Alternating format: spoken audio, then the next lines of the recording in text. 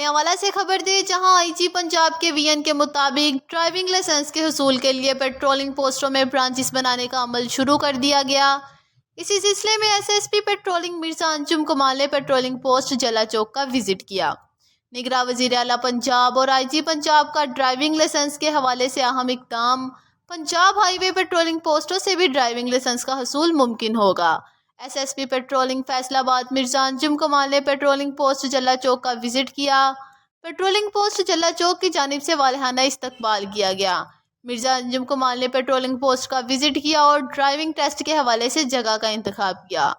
انہوں نے میڈیا سے گفتگو کرتے ہوئے کہا کہ ضلع فیصل آباد میں پیٹرولنگ پوسٹ جلا چوک کو ڈرائیونگ لائسنس کے معاملات کے لیے منتخب کیا گیا ہے۔ جلد ہی یہاں ڈرائیونگ لائسنس کے متعلق سامان عملہ مہیا کر دیا جائے گا۔ شہری بآسانی لائسنس کا حصول کر سکیں گے۔